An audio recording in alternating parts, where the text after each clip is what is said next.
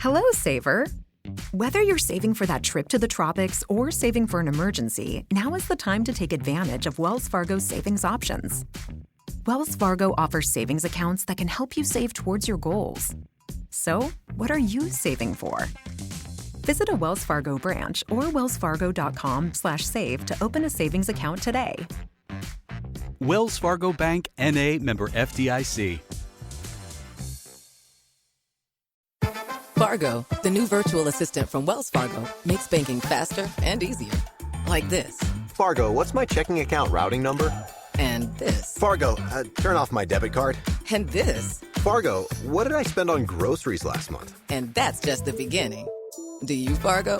You can. In the Wells Fargo mobile app. Learn more at wellsfargo.com/getfargo. Terms and conditions apply. Your mobile carrier's availability and message and data rates may apply. Wells Fargo Bank, N.A., member FDIC.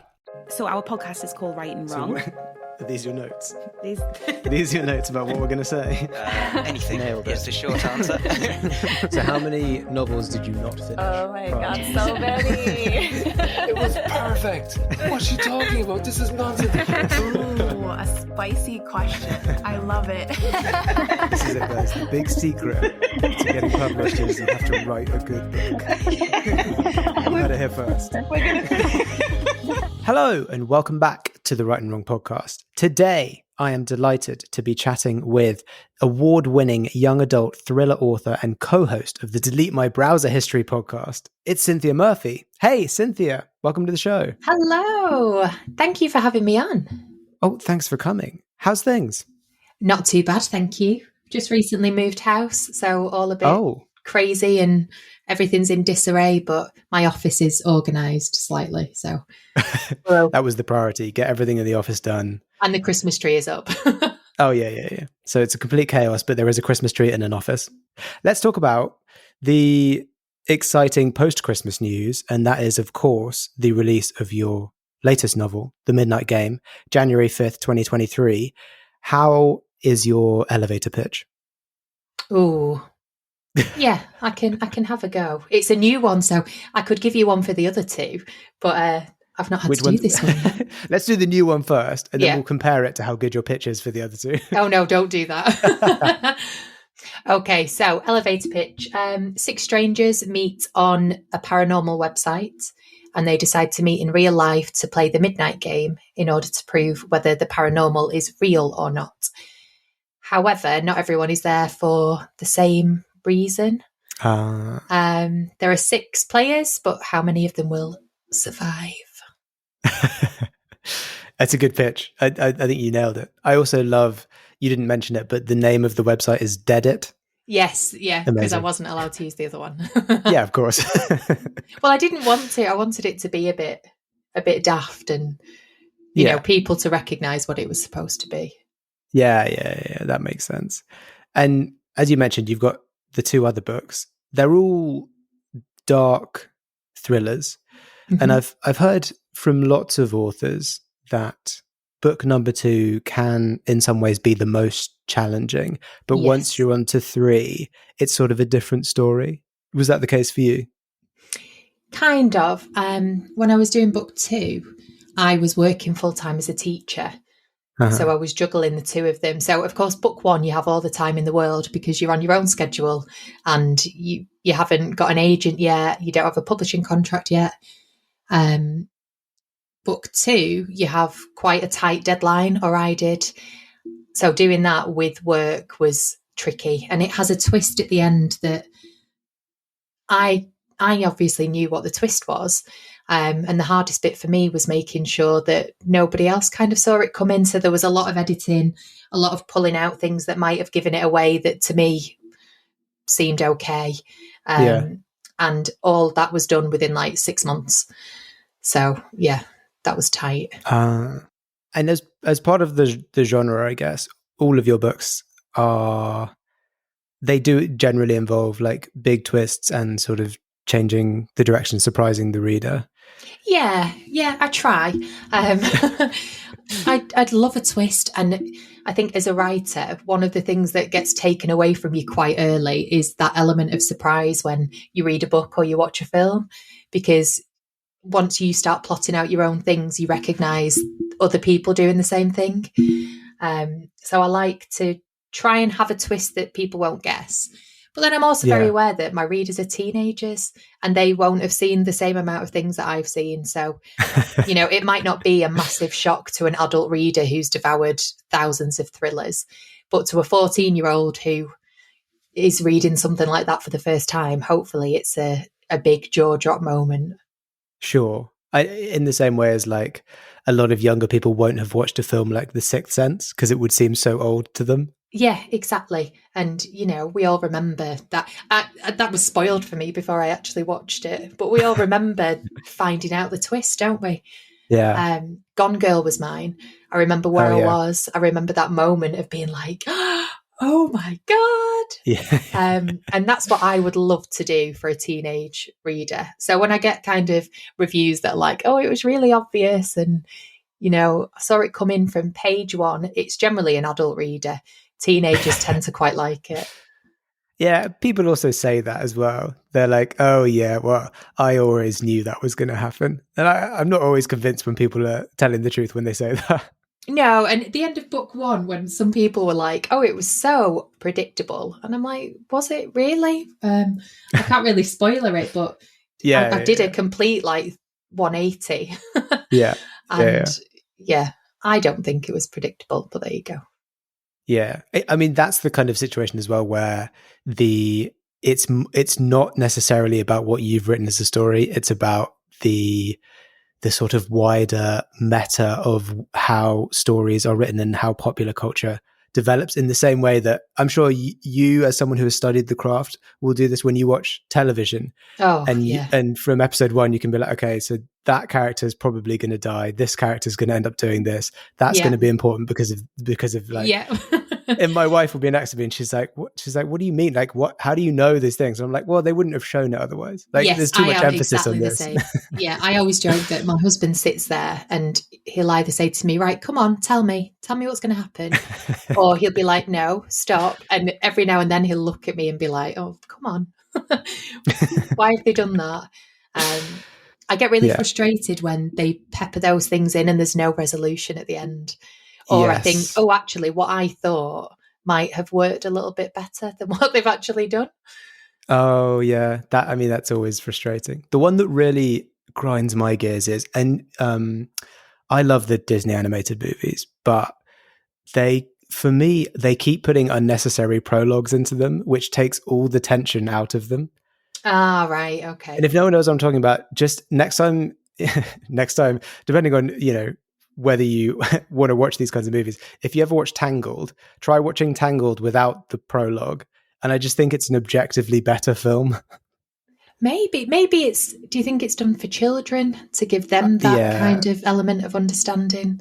It has to be because it's explaining so many things, which I think an adult viewer or reader, I guess, if you did it for a book, would, the excitement would be in not knowing. And then kind of covering as you go along. Whereas they are for children. I have to remember that. They, you know, you want them to understand because you want to hold their attention onto the next bit. But let's get back onto books. Let's get back onto you. Twists. You love to do a big twist. You love to do a twist that's not done before. So from this, I'm going to guess that you are a planner and a plotter. No. Oh, really? Well, I'm kind of in the middle. Okay. I'll have a very, very loose outline, which looks like a wiggly line with like the climax at the top, and then basically just post-it notes that say somebody dies here. And that will build up all the way to like whatever I want the finale to be. I do need to know what's going to happen at the end. Like I need to know my bad guy. I need to know what the twist will be. But everything else, I just kind of plow towards it. But you always know the twist going in. Yes, I have to, because otherwise, first of all, I don't like deleting stuff. So I'm not 110,000 words and then have to cut it down. Yeah, okay, yeah. I just, the thought of deleting stuff it makes my skin crawl. So I tend to underwrite, getting all of my bits that I need to get in there. And then I'll kind of flesh it out with a bit more detail in the second draft. Okay. That makes sense. And was that, I mean, this is your third book now. So Yeah. you've been through this a few times. Has that changed since the first book? It's got a little bit easier in terms of I know what I need to do. Yeah.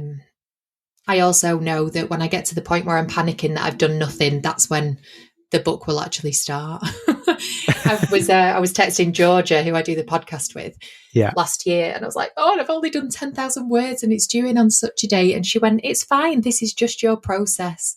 And I was like, "Oh God, it is, isn't it?" This is the process. So I'm at the point now where I should be writing, but there's so many other things to do that I just keep putting it off, even though it's all in my head. I just need to get it out onto paper. Well, I do like to think that, and this might just be me justifying procrastination, but I do like to think that writing a book, like creating a novel, doesn't necessarily mean you are 100% of the time writing words. Like, I think there's so much of it has to go into just thinking about stuff, or just researching stuff, or just sort of putting notes down and the bits and bobs, depending on process and things like that. But definitely just little things like in the new book, there's like a series of unsolved murders from the 90s. And I listened to a lot of true crime podcasts, and I was racking my brain. Like, I needed something to base it around, so it had a bit of weight and a bit of historical stuff to it. And I watched the Texas Killing Fields on Netflix, and that was it. I was like, well, this is exactly kind of what was in my head. So while I won't use names and things like that, but just to be able to look into something like that has been really, really useful. And that wouldn't have happened if I was pulling my hair out in front of the computer. Yeah, exactly. Like, there's no point in many ways, I think, forcing yourself to write when... No, and then you have to delete it. Exactly, yeah. No. Exactly. Why force yourself to write 5,000 words in a day when you'd probably be better off going off, doing some research, like looking up some stuff, watching something that kind of will inspire you, and then writing 1,000 words, which you won't have to delete. Exactly. Yeah. And I know, like, if I have a good day, I could be at the computer morning till evening and come away with like 10,000 words. Yeah. And it will have been because I felt the need to get it out. I'm definitely not 1,000 word a day girl. Let's dial it back. Let's go back to when you first got your foot into the door of publishing. When did you decide that you wanted to take your writing to the next level and really pursue it? In about 2012, 2013, I just got married and I was teaching on a temporary contract. And I didn't know if I was going to get a full-time job or what I was going to do. And I didn't really have any hobbies. I used to play netball, and then I broke my foot, so I couldn't do that anymore. Oh. And I'd always been a reader, and I'd always wanted to have a go. So my husband said, just do it. Just write the book that you keep banging on about, and have a go. So I wrote one. I did all my research, sent it out, and obviously got absolutely nowhere. Lots of like tumbleweed. But I did have I had one really encouraging reply off one agent who said, it's not quite right and it's got this and this wrong with it, but there's something here. And then somebody requested the full, and it was like the best feeling ever, even though later on she got back to me and she was like, no, the main character is awful. And I really don't like him. Hello, Saver. Whether you're saving for that trip to the tropics or saving for an emergency, now is the time to take advantage of Wells Fargo's savings options. Wells Fargo offers savings accounts that can help you save towards your goals. So, what are you saving for? Visit a Wells Fargo branch or wellsfargo.com/save to open a savings account today. Wells Fargo Bank, N.A., member FDIC. So, but that little bit of encouragement made me think, well, you know what, I can try again. I can do another one. And then I got on the Curtis Brown course, which gave me a critique group. And, it gave me an author to speak to who had been through this process and could help a little bit. And And then I ended up getting an agent with the second book. And then I got cancer 2 weeks later. Oh, no. So that kind of put a stop to everything. And then by the time I was ready to write again, she parted ways with me and I was kind of back at square one. Oh, gosh. I didn't realize you'd had a previous... Because you're with Stephanie Thwaites now. Yes. Yeah. Of Who Curtis was Brown. on the top of my list. Well, at the time, Steph was on maternity leave when I was on the course. So I feel like we were ships that passed in the night. And we never quite got to meet at that time. But it wasn't the right book, and it definitely wasn't the right time because of everything that came after.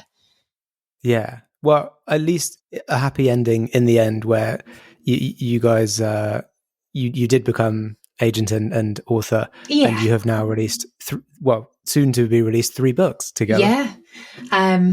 It's crazy. So it was, Last One to Die was actually the 4th book that I'd written. Oh, really? Yeah. So I think the Curtis Brown course and then doing a few things with Scooby and just going to like little writing workshops and things where I learn about actually how to plot and reading books like Save the Cat and Into the Woods and, learning about the art of storytelling.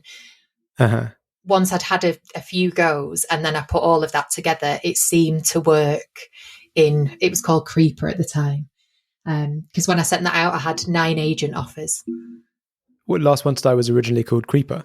Yes, but I like the Creeper's a great name. I like Creeper. I think they were worried it was a bit too horror-y. Okay.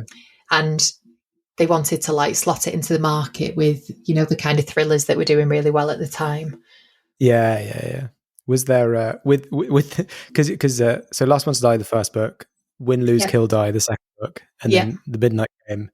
Was there ever a discussion of should we have Die in the name of the new one? I asked not to. Okay. Well, you're done with that. the first 2 I didn't name. I had different names for. This one, it was called The Midnight Game from day one, and it just seemed to work. Because Win, Lose, Kill, Die was Head Girl originally, and in the first print run of Last One to Die, there's a chapter in the back, and it's actually called Head Girl. Okay. So, but then I think they wanted it to kind of fit with the first one, and obviously they use the same kind of colours on my book, so it's very obviously a Cynthia Murphy book. Yeah, which I kind of love. The first 2 are very, very, very similar, and the new one is also similar, but it's slightly removed from the first 2, I think. I feel like they've grown up. I feel like Last One to Die was the baby, and then Win, Lose, Kill, Die looked slightly more sophisticated and grown up, and then this one is like reached its full potential, and it's just so beautiful. This is your final form. Yeah, they just look great together. And speaking of Win, Lose, Kill, Die, at one point it was trending on TikTok. Was that a shock when you found out? It was, because I was at a wedding up in Carlisle for the whole weekend with no phone reception. Oh, okay. And then on the Monday morning, as we were leaving, when I woke up, my phone was in like a sweet spot and it must have found a bit of signal overnight. So when I picked it up on Monday morning, it had gone absolutely crazy. And Catherine Foxfield had sent me a DM saying, "Why is your book doing suspiciously well on Amazon?" So I went on and it was at number 64 in the overall Amazon chart. And then it had sold out. So I was a bit upset because I wanted to see how far it would have gone if it hadn't have sold out. But this video was like 2 weeks old at the time because the girl who made it had tagged me in it at the time. And it was just a video of the first page, and she kind of left it open long enough for you to be able to read it and then closed it to show the cover. And I remember at the time I was like, "Oh, thank you. Really glad you enjoyed the book." And then 2 weeks later, it had just gone bonkers, and it's had like 2 million views now on that one video. So it's amazing. 2 million people is such an insane number to try and comprehend, to try and picture that many people reading a book. There was somewhere in Germany, some website had it for sale, and there'd been a glitch on the site. So at one point when people were trying to buy it, it was on sale for like €700 because of whatever had happened. Oh, and no. It was just crazy. And sales went through the roof. I think we did like 750 in a week. That's you know, of amazing. a book that had been out in the world for 6 or 7 months already. Yeah. So And I mean, what a what a compelling argument for make your first page as, grabby as possible. You could really well, could draw people in. yeah, I do remember when I sat down to write it, I wanted a killer first line. Yeah. You know, they always say, like, what's the first line you remember? And I hadn't really done it before. And I thought, well, this deserves a killer first line. So it paid off. It definitely paid off. Before we get to the final question, I always like to ask authors who have been doing this for a while now, what's something or maybe some advice that you wish you'd known when you first got into publishing that you now know? Oh, there's going to be a lot of waiting. And if you're like me, you're not going to deal well with it. It's something that really triggers my anxiety. Even to the point where I had been offered the US deal, but then I knew that I wasn't allowed to talk about it. And that was okay. But then when I found out that the announcement had gone to press and it would be kind of in the press any day now, but any day now in publishing can mean either tomorrow or in 6 months. Yeah. So I found myself anxiously, constantly refreshing my email, the website that it was going to be on, all of these things, just to see it, just in case it had come up. And it took about 2 or 3 weeks for it to come up. And I was just biting my nails the whole time, even though I already knew. Yeah. You just wanted to tell people. Yeah, I just wanted to shout about it. So there's an awful lot of waiting. It's nice to have, a little secret, but I think at the beginning, more so, you really do want to shout about everything because for most people, it's been a long journey and, it's a bit of a dream come true. Yeah. So I would have definitely liked to know there was that level of waiting around. Also, for people querying, I think have a separate email address. I think it's really important because otherwise you kind of constantly checking your email in case an agent has got back to you or, in case something has happened. So I've got a completely separate one and I have an alert on it. So I know that when that goes off, that's an email that I need to kind of, go and give some attention to. Oh, that's a good, that's really good advice. I've not heard that before. But that makes sense. I didn't do it with the first book. And I remember waiting for agents to maybe get back to me. And it was just through my normal email account. So every time it went off, I was like, oh, and then it'd be, Amazon or it would be something really rubbish. So when I got round to querying again, I set up a separate one. That's really good. That's really clever. No, that's, because you're right. You obviously need to use your email address in just day-to-day life. But then if you are waiting for something, it's every single time something goes off, you're jumping to it and then immediately getting disappointed. And you don't lose stuff either. Like at the minute, admin is up to my eyeballs, just, sorting things out for different things. And so that really helps because there's less traffic through this email address. So I don't lose things. Going back to your first bit about you wish you'd known how slow publishing is, how long things can take. Mm-hmm. Now that you're 3 books in, how do you kind of are you just used to it now? Are you just acclimatized to it, or do you sort of use strategies, techniques to get your mind off it? I think I am a bit more used to it. I think I know. I mean, good news is good news, isn't it? So if I can't shout about it yet, I know I will be able to at some point. Yeah. The US one kind of took me by surprise, but I think I was just so excited about it that I was just dying to tell everyone. And my mum kept going, "Can I tell anybody yet?" Oh no. But yeah, I think my experience in publishing in general has actually been quite fast. Yeah. So even though it took a long time to get here, I'd signed with an agent within a month of sending the manuscript out. I got a deal within 3 weeks of the manuscript being sent to publishers. That's fast. And then I've had a book a year, kind of ever since. I've got another one scheduled for next year. I've got 4 books coming out next year. So I'm not allowed to talk about them all yet, but there'll be 4. So one is the Win, Lose, Kill, Die US edition that I'll have to do like promotion for. Oh, yeah. One is the Midnight Game, and then there's 2 secret ones. Oh, wow. You have been busy. It will be really busy, I know, and there's more to come. So, which is amazing and wonderful, but it can be a bit stressful. And then I have to remind myself that it's good stress and it's stress that I want. Yes. Yeah. Well, that's great. Well, I'm very excited to hear that you've got so much in the works.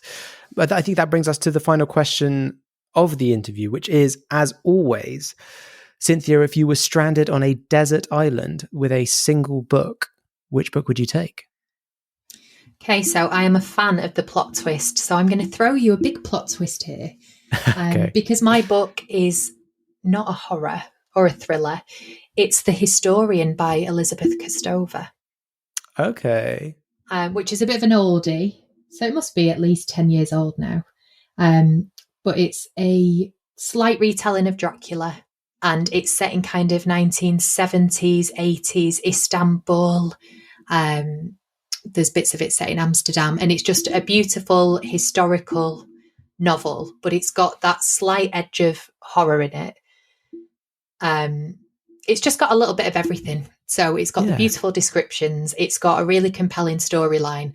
It's long, so it would take me a while to get through it each time. Every time I read it, I kind of spot something new about it, or there's something that I forgot about it last time. I think I've read it 5 or 6 times. Oh, amazing. So tried and tested. Yeah, everything that I would like shoved together in one book.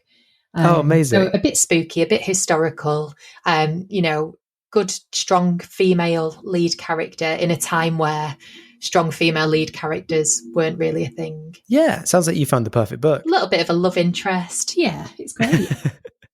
Great choice. And it's always, I love a retelling. I know we're getting a lot of retellings at the moment from all sorts of fairy tales and things like that, but I do really enjoy a retelling set in a different period, in a different place with different characters. Yeah, I'd say it's more of an inspired by than a retelling. Okay. So it's about a girl's mum who has disappeared, but Dracula had fallen in love with her at some point. So her dad then disappears as well because he goes off. He has a lead about the mum, and the daughter finds all these letters and finds out what was going on, and chases after them through Europe on trains and carriages and just all this wonderful stuff. Oh yeah, sounds great. Sounds like a very romanticized European adventure with mystery and excitement. Yeah, it's like a travel guide. Yeah, it's just got everything. Amazing. Well, thank you so much, Cynthia, for coming on the podcast and telling us all about your writing and your books and the sort of journey that you've been through. It's been really great chatting. Thank you for having me. And for anyone listening, to make sure that you keep up with everything Cynthia's doing, you can follow her on all socials at Cynthia Murphy YA. Check out the podcast Delete My Browser History with fellow YA author Georgia Bowers.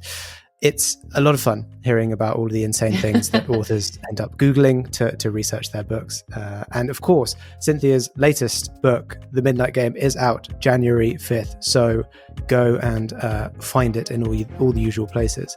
And to make sure you don't miss an episode of this podcast, follow us on Twitter at Right and Wrong UK or on Instagram and TikTok at Right and Wrong Podcast. Thanks again to Cynthia, and thanks to everyone listening. We'll catch you on the next episode. Fargo, the new virtual assistant from Wells Fargo, makes banking faster and easier. Like this. Fargo, what's my checking account routing number? And this. Fargo, turn off my debit card. And this. Fargo, what did I spend on groceries last month? And that's just the beginning. Do you, Fargo? You can. In the Wells Fargo mobile app. Learn more at wellsfargo.com/getfargo. Terms and conditions apply. Your mobile carrier's availability and message and data rates may apply. Wells Fargo Bank, N.A., member FDIC. Hello, Saver. Whether you're saving for that trip to the tropics or saving for an emergency, now is the time to take advantage of Wells Fargo's savings options. Wells Fargo offers savings accounts that can help you save towards your goals. So, what are you saving for? Visit a Wells Fargo branch or wellsfargo.com/save to open a savings account today. Wells Fargo Bank, N.A., member FDIC. Fargo, the new virtual assistant from Wells Fargo, makes banking faster and easier. Like this. Fargo, what's my checking account routing number? And this. Fargo, turn off my debit card. And this. Fargo, what did I spend on groceries last month? And that's just the beginning.